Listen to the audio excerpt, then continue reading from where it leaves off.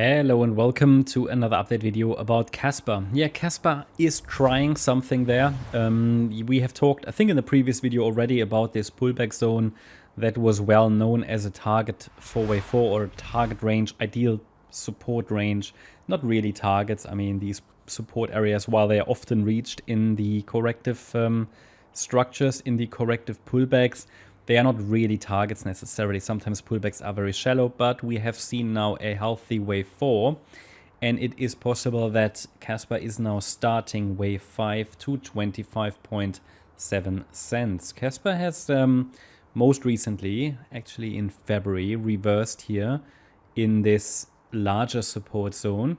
So there was plenty of time to accumulate for anybody who wanted to trade Circle wave 5. Circle wave 5, however, could get, as per my previous updates, one more high.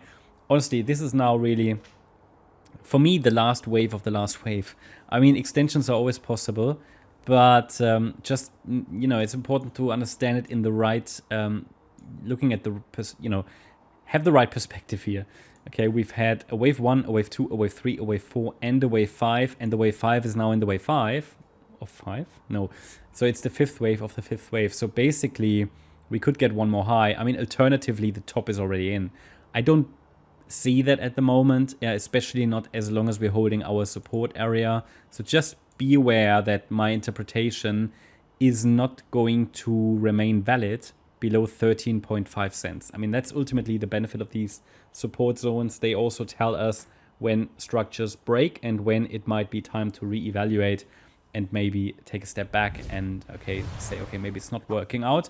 The other benefit is that there's a possibility to enter very deep in support.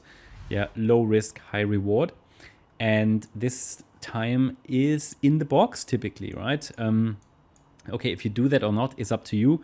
What I can say only is that the pullback, whatever wave it might be, it looks to me like a 4th wave, but if a pullback into a support area to the 38.2 retracement, which is an ideal level for a wave 4. Yeah. Typically, 4th waves react to the 38.2 retracement. It did that perfectly, actually. Yeah, that was here at 14.6 cents.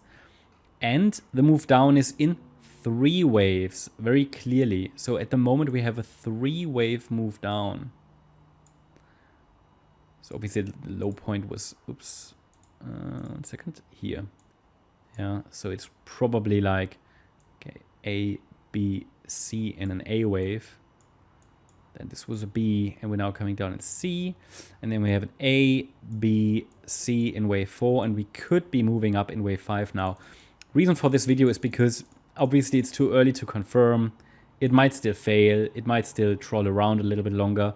But we've seen 3 waves into support to the ideal wave 4 target. Yeah, it's not really a target, as I said, but a wave 4 very often reaches the 38.2 fib level of the 3rd wave.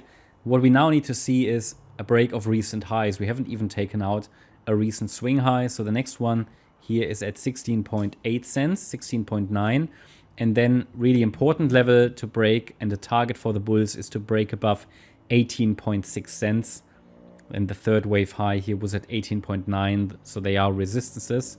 And then we can look at the next main Fibonacci level to watch at 25.7.